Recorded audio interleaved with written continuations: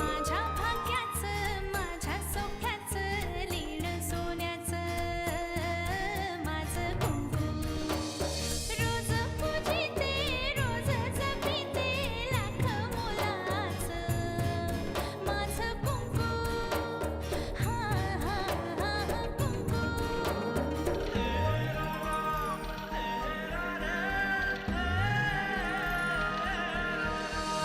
मन माझे घर झाले त्याचे मोर स्वप्नांचा दारी नाचे शब्द त्याचे अमृताचे स्पर्श त्याचे चांदण्याचे त्याच्या श्वासाचे त्याच्या डोळ्याचे गुज सांगते माझं कुंकू हा हा हा कुंकू हा हा हा कुंकू मला असं वाटलं इथे कोणीतरी आहे. राधिका, आता न तू त्याला काही करू शकत ना दुसरं कोणी तुझ्यासाठी काही करेल अशी तू अपेक्षा करू शकत. गाडी आणि ड्रायव्हर तिथेच आहे. गाडीत बस आणि तडक इथे निघून ये. मोहन काका, मोहन काका. उद्या जर आपली अमृता म्हणाली की तिचं त्या आर्यनवर खरंच प्रेम आहे तरी सुद्धा त्यांच्या लग्नाला विरोध करणार आहेस का तू? हो,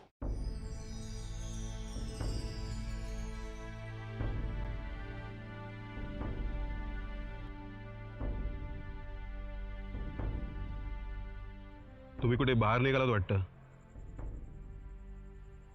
नाही, खरं तर तुमच्याशीच बोलायचं होतं. काही काम होतं का? काका, आर्यन बद्दल प्लीज कोणाला काही सांगू नका. म्हणजे तो इथे आला होता वगैरे. ठीक आहे, नाही सांगणार. थँक्स.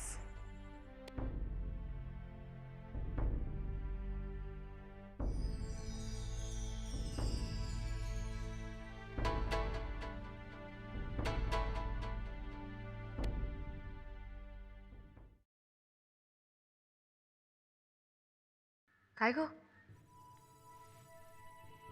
कसला विचार करतेस? आली, तुझ्याकडे कुठल्या चांगल्या इस्टेट एजंट किंवा एजन्सीचा नंबर आहे का? भाड्याने घर घेऊन राहायचं म्हणते मी. भाड्याने घर घ्यायचंय? काय बोलतेस तू? तुला माझ्या घरात करमत नाहीये का? नाही ग, तसं नाही. पण कुणाच्या तरी घरी किती दिवस राहायचं? कधीतरी मला स्वतःसाठी दुसरं घर घ्यावं लागेलच ना. हे घर तुझ्यासाठी कोणाचं तरी घर आहे का? अहिल्या, प्लीज प्लीज गैरसमज करून घेऊ नको. मला तसं म्हणायचं नव्हतं. नाही, मला चांगलंच कळतंय तुला काय म्हणायचंय. राधा, राधा, मला खरं खरं सांग, तुला कोणी काही बोललंय का? नाही अहिल्या, मला कुणी काहीही बोललेलं नाही. पण कुणीतरी काहीतरी बोललेली याची वाट तरी कशाला पाहायची? आणि कितीही झालं तरी हे माझं हक्काचं घर नाही आहे, हे सत्य आहे. राधा, राधा, तू काळजी करू नकोस. हे बघ, मी काकांशी बोलेन ना. आता सासरी काही झालं की मुली माहेरी नाही जाणार तर कुठे जाणार? हे बघ, मलाही काकांचं वागणं पटलेलं नाहीये. या अशा परिस्थितीत काकांनी तुझ्या पाठीशी उभं राहायला हवं होतं. तुझ्या नवऱ्याला ना आपण चांगलीच अद्दल घडू. तुझ्यासाठी उत्तमातला उत्तम लॉयर शोधू. हवं तर मी यांच्याशी बोलते. नाही आली, प्लीज तू जिजूना इन्व्हॉल्व करू नकोस, प्लीज. अच्छा, म्हणजे हे तुला काहीतरी बोलले हो ना? मला वाटलंच होतं. एक संधी नाही सोडत मला आणि माझ्या घरच्यांना काही बोलण्याची. हे बघ, तू लक्ष नको देऊ. आणि हे बघ मी खरंच सांगते, जीजू मला काहीही बोललेले नाहीयेत.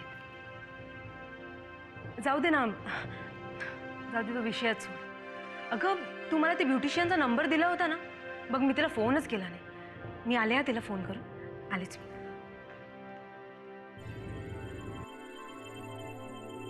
एवढ्या रात्री फोन करणार आहे?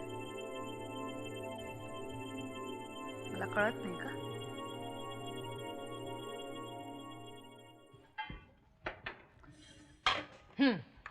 काकू चिवडा एकदम मस्त झाला होता. काय तू पण शिक आता, नाहीतर घरी गेल्यावर आम्हाला कोण देणार चिवडा? मला येतोच. खरं तर आता तू शिकायला पाहिजे. नवऱ्याच्या घरी गेल्यावर काय दोघं कॉफीच पीत बसणार आहात की काय? जानकी काय घाबरते की काय मी कोणाला? हे बघा, तुम्ही दोघी बोलत बसा, मी जरा बाजारात जाऊन येते. का तुम्ही येताय माझ्या बरोबर? नाही नाही, आम्ही दोघी बाहेर चाललोय. बरं ठीक आहे, मीच जाते. पण कुठं जाताय तिकडं नीट जा आणि दोघी जा, एकटं एकटं फिरू नका. हो. काय? हा, येते मी.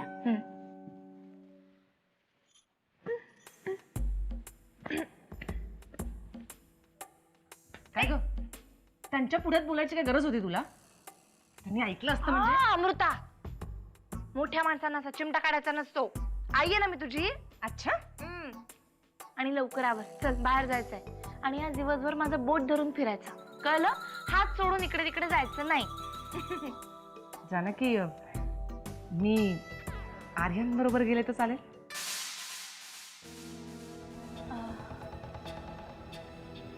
कुठे? इथेच देवळात. जा, पण लवकर या परत. मी पटकन आवरून आले.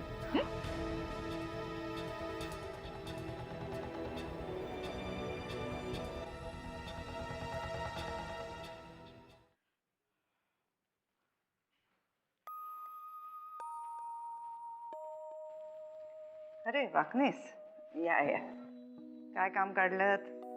आत्याबाई, काम खरं तर साहेबांकडे आहे, पण विषय जरा नाजूक असल्यामुळे तुमचा सल्ला मागायला आलो होतो. हां, बोला ना. आत्याबाई, खबर अशी मिळाली की आर्यन सरतापे रमावतीमध्ये गेलाय. आर्यन रमावतीमध्ये? खबर पक्की आहे वाकनीस? अगदी. काल तो सुभनरावांच्या घरी पण गेला होता. म्हटलं ही खबर साहेबांच्या कानावर घालू की नको, म्हणजे साहेबांच्या कानावर घालायलाच हवी. पण हा विषय जरा अमृताताईंसाठी जरा नाजूक आहे आणि माझ्या कुठल्याही कृतीमुळे त्यांना त्रास होऊ नये म्हणून तुमच्याकडे आलोय.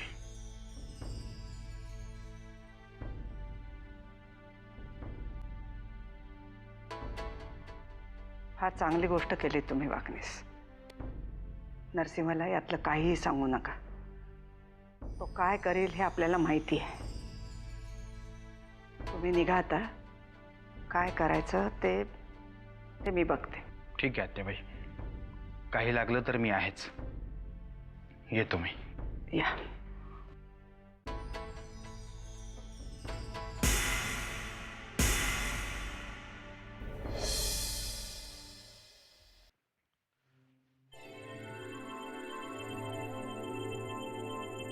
बोल बोल, पटकन बोल. काय आहे? मला घाई आहे. मला विनाकारण उशीर होईल आणि तू तुझ्या मनातलं सांगितल्याशिवाय मला काही सोडणार नाहीस, त्यामुळे पटपट बोल. राधिका मुंबईतच भाड्याने घर घेऊन राहायचं म्हणते. अरे वा, चांगलंय की. मग तुम्हीच बोललात ना तिला? तिला काहीही बोललेलो नाहीये. तिला कोणीतरी बोललंय एवढं मात्र नक्की. त्याशिवाय ती हा निर्णय घ्यायची नाही. नरसिंह भाऊजी तर नक्कीच तिला काही बोलले नाही. आत्याबाई पण बोलल्या नसतील. मला माहिती आहे हे काम तुमचंच आहे. पहिला तुला ह्याच विषयावर बोलायचं असेल तर मी ऑफिसमधनं आल्यानंतर बोलूया. आत्ता मला घाई आहे. म्हणजे तुम्हीच बोलला हो ना? अरे तुम्ही माझ्या बरोबर असं का वागता? रस्त्यावरचं कोणीही इकडे फुकटचं येऊन राहिलेलं चालतं तुम्हाला. फार त्याला कुठे ठेवू आणि कुठे नको ठेवू असं होतं ना तुम्हाला. मग माझी बहीण थोडे दिवस इथे राहायचं म्हणतेय तर तुमच्या झोळीत काय लगेच धोंडा पडतोय? काय बोलतेस तू? मी काय सांगतो ते नीट ऐक. पहिली गोष्ट, मी त्या राधिकाला काहीही बोललेलो नाहीये. शक्यच माझं नाहीये. बोलणं पूर्ण व्हायचं आहे. दुसरी गोष्ट, राधिका मला फार आवडतच नाही, त्यामुळे मी तिच्या नादीच लागायला जात नाही. आणि तिसरी गोष्ट, आता मला खरोखरीच उशीर होतोय, तेव्हा जाताना मला त्रास देऊ नकोस. मी आलो की आपण बोलू. हं?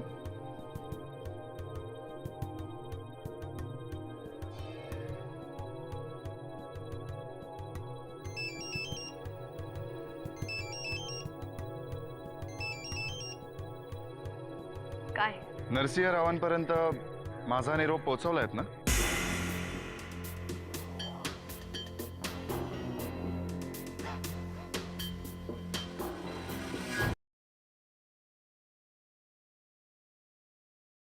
बोला वाकनीस. साहेब, आपल्या सगळ्याच कामांना समाधानकारक गती आली आहे. चांगलं आहे. आपलं मनुष्यबळ पूर्णपणे कामाला लावा. काम थांबता कामा नये. होय साहेब. राहिलेली काही कामं असतील तर तेही सांगा. आजचं सगळ्यात पहिलं काम म्हणजे भाऊजी,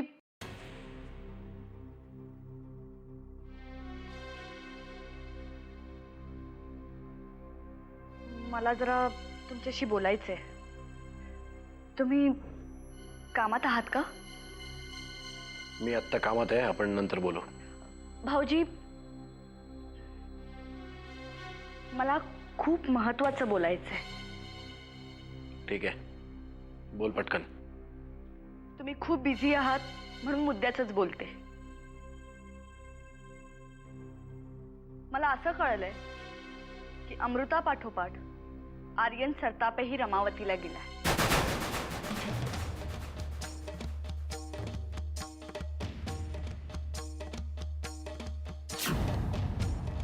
काय? हो. मला कळलं तेव्हा मलाही असाच धक्का बसला.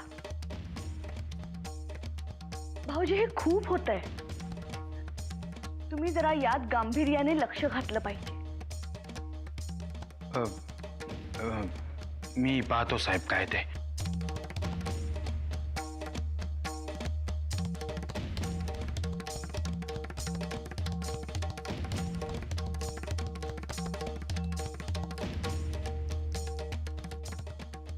त्या आर्यन सरतापेची हिंमत दिवसेंदिवस वाढतच चालली आहे. पण तू जे सांगतेस ते नक्की खरं आहे? हो, अगदी. तुला कसं कळलं?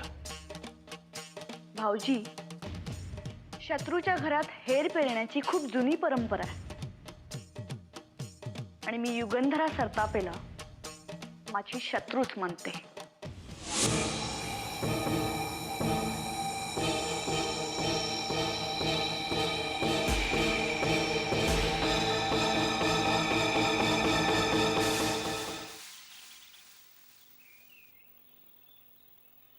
आपण दोघं इथे रमावतीला एकमेकांना भेटलोय, मला अजूनही खरं वाटत नाहीये. चिमटा काढू का एखादा? म्हणजे खरं आहे का स्वप्न आहे ते कळेल. हे काय? आर्यन, किती छळतोस रे मला? मी छळतो तुला? मग तुला तू छळतेस सारखी मला. मी छळते तुला? हे बघ, काय झालं की मार फटका, काय झालं की मार फटका. गेल्या 5 वर्षात तुम्हाला किती फटके मारलेत माहितीये का? माझ्या दंडाची ना अक्षरशः चाळणी झाली अमृता. आर्यन, मी काहीतरी रोमॅन्टिक बोलत होते ना, तू मध्येच मारामारीचा विषय का रे काढलास? शी. पाहिलंस, परत फटका. आर्यन, बरं अमृता, ते जाऊ दे. एक न्यूज आहे. न्यूज? कसली न्यूज? अमृता, मी आपल्याबद्दल आईकडे बोललो आणि तिने त्यांनी होकार दिलाय. खरंच? ए हळू, तू केवढ्या मोठ्याने किंचाळतेस. तुझ्या त्या गार्ड्सने ऐकलं ना तर येतील आणि मला धरतील. सॉरी बरं ते जाऊ दे. तू आत्ता जे काही बोललास ते खरं आहे? नाही, चेष्टा करतोय मी. हा? अमृता, चेष्टा करण्यासारखा विषय का हा? खरं बोलतोय मी. अरे पण कसं शक्य आहे? म्हणजे एक मिनिट, मी किल्लेदारांची मुलगी हे लक्षात आहे ना त्यांच्या? अमृता, त्यांच्या शत्रुत्वापेक्षा तिचं माझ्यावर जास्त प्रेम आहे. हा म्हणजे सुरुवातीला नाही म्हणाली ती, पण मग मलाही ड्रामेबाजी करावी लागली. म्हणजे माझं अमृतावर खूप प्रेम आहे, मी तिच्याशिवाय नाही जगू शकत. And all. अच्छा, म्हणजे तू माझ्याशिवाय जगू शकत नाही ही ड्रामेबाजी आहे. हो, ड्रामेबाजीच आहे माझी. अरे तुला लाज नाही वाटत? चेष्टा करतोय मी. अमृता, प्रेम. जाऊ दे आता काही सारवा करायची गरज नाही. हे अमृता, प्लीज चिडू नको. हे बघ, मी खरंच चेष्टा करत होतो. अरे चिडू नकोस म्हणजे तू काय बोलतोस आर्यन? अमृता, हे बघ, नाही, ऐक. तू ना मार खाण्याच्याच लायकीत आहेस. तुला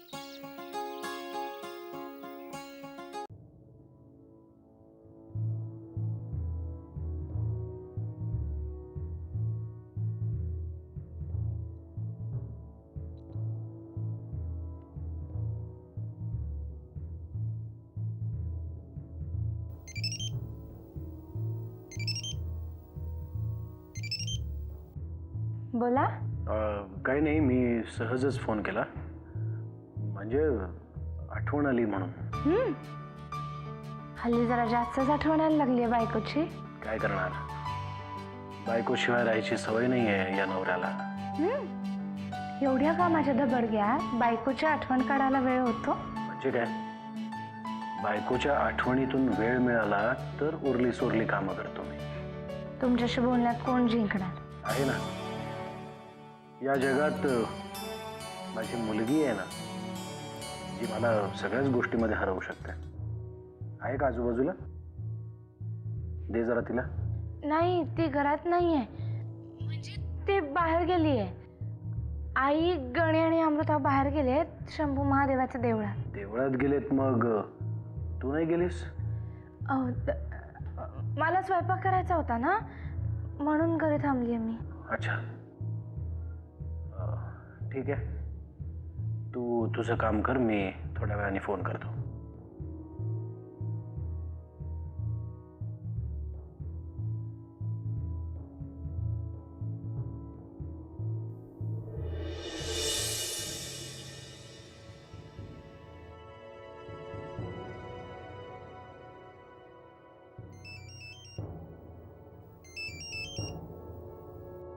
हा बोल ग. अमृता, आत्ताच मला यांचा फोन आला होता. तुझ्याशी बोलायचं म्हणत होते. बाबांचा फोन आला होता? मग तू काय सांगितलंस? मी त्यांना सांगितलंय की तू आई आणि गण्याबरोबर शंभू महादेवाच्या देवळात गेली आहेस मग. ग असं का सांगितलंस तू? सरळ सांगायचं ना, आर्यन इकडे आलाय आणि मी त्याच्याबरोबर गेले आहे. ॲटलिस्ट त्यांना कळलं तरी असतं ना आर्यनचं माझ्यावर किती प्रेम आहे ते. माझी हिंमतच होणार नाही असलं काही सांगण्याची. आणि अमृता, तू सुद्धा असं काही करू नको. तू याच्यामध्ये अजिबात लक्ष घालू नकोस. त्यांना जे काही सांगायचंय ना ते मी सांगेन, ती जबाबदारी माझी. तू फक्त एवढं लक्षात ठेव, तुला यांचा फोन आला ना तर सांग तू आई आणि गण्याबरोबर देवळात गेली आहेस म्हणून. ठीक आहे.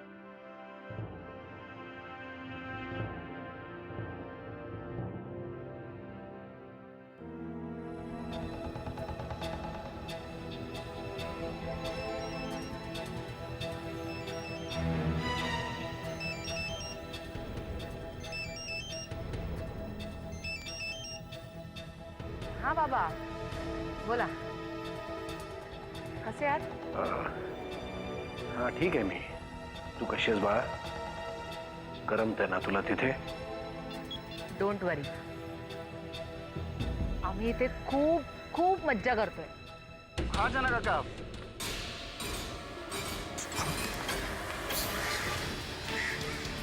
तू कोणाबरोबर आहेस अमृता? कोणाबरोबर म्हणजे आम्ही इथे आलो ना शंभू महादेवाच्या देवळात.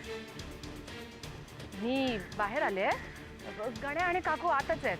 ठीक आहे, मी करतो तुला नंतर फोन. तुमचं चालू दे आणि काळजी घे. हो, तुम्ही पण काळजी घ्या. बाय. हॅलो.